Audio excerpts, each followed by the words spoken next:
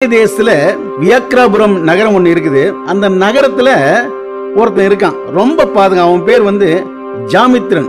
அவன் நல்லதே செஞ்சதே கிடையாது இது வரைக்கும். கொலை, கொள்ளை, திருடு இதுதான். இருந்தாலும் கூட நல்ல ஒரு தாய்ப்பும் வயிற்றுல பிறந்தும் கூட இப்படி ஒரு பையனை பத்தி ரொம்ப வருத்தப்படுறாங்க. அவங்க வழியில் பொருள் அடிக்கிறது, வியாபாரிகள் அடிக்கிறது, பணம் பறிக்கிறது, போய் அவன் பாட்டு இஷ்டத்துக்கு குடிக்கிறது, செய்யறது, இப்படி ஒரு கொலை பாதக செயல்களை அவன் செஞ்சுட்டு வந்தான். ரொம்ப திருட்டு வெள்ளம். இவங்கள என்ன செஞ்சாங்க, ரொம்ப ஜனங்களாம் வெறுத்துட்டாங்க.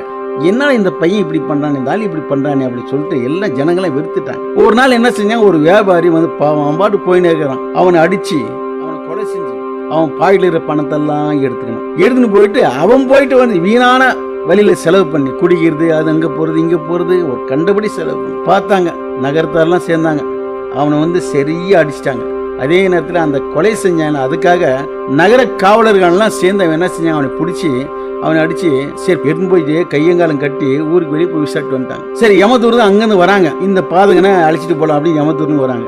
சிவனடியார்கள் அங்கிருந்து வராங்க. யமத்தூர்ல கேட்கறாங்க, இவன் சரியான ஒரு பாவி ஆச்சு, இவனை கொண்டு போறது நீங்க எதுக்கு வந்தீங்க அப்படின்னு கேட்கறாங்க.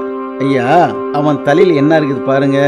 அவன் தலையில ஒரு உத்ராட்சி கொட்டை இருக்குது. அந்த உத்ராட்சி கொட்டை இருக்கிறதுனால அவன் எங்களுக்கு தான் சொந்தம் அப்படின்னு. இந்த உத்ராட்சி கொட்டை எப்படி வந்தது நான் சொல்றேன் கேளுங்க.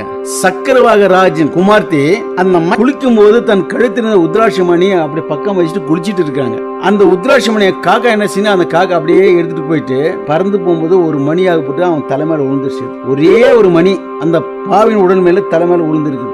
இந்த ஒரு மணி விழுந்தாலும் கூட அந்த உத்ராட்சம், அந்த கொலை பாதகன் எங்களுக்கு தான் சொந்தம். அதனால நீங்க வந்த வழியே நீங்க திரும்பி போங்க, நாங்க இவனை எங்களுடைய சிவகான கூட நாங்க சேர்த்து கைலங்கிரி காய்ச்சின்னு போறோம் அப்படின்னு சொல்றாங்க. யமத்தூதர் அப்படியே திரும்பி போயிடுறாங்க.